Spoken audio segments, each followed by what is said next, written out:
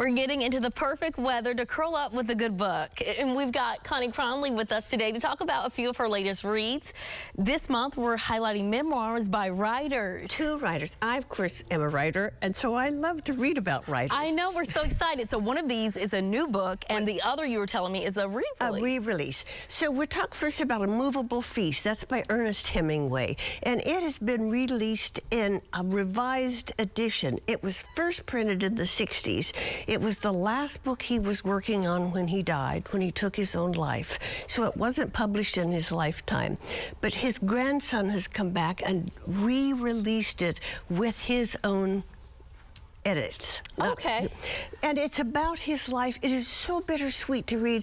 It's about Hemingway's life from his diaries when he was a young writer just starting in Paris with his young bride. That's fascinating. So we see Paris in the 20s, he's in the 20s. So does it chronicle like most of his life, would you say, until his death? Nope, it's just as he's starting, just in his 20s, when he's meeting F. Scott Fitzgerald and Gertrude Stein, and he's not making any money, $12 a story, and he's hungry all the time.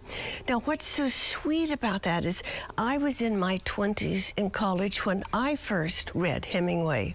And so you're able to relate? Right, but I know the rest of his story, and in this book, he doesn't. He doesn't know about his career and all of that. So it's a wonderful visit to Paris of the 20s. And then we move to the contemporary. Okay. And this is a memoir by Gay Talese, very famous journalist, from his whole career, starting with the New York Times to the writing for Esquire.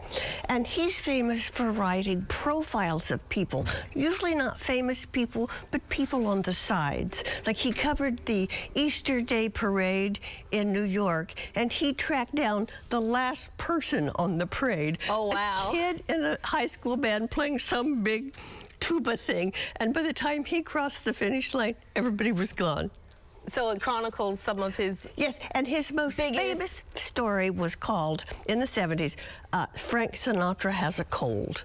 And he was hired by Esquire to write a profile of Sinatra, so he went to California, and Sinatra was being difficult and wouldn't see him. So he talked to everybody around Sinatra, the tailor, the bodyguard. Sinatra was big in his time. He's like, I don't have time for this. I don't have time for this. So he talked to everyone. So who were some of the people around him? He talked to this tailor who said that he handmade 40 tuxedos for Sinatra every year. Oh, wow. And that Sinatra's favorite color was orange. Orange. I'm a big Frank Sinatra fan, so this makes me happy. Too. And he ordered these luxurious orange cashmere sweaters from Scotland with a pocket so he could put his glasses in it.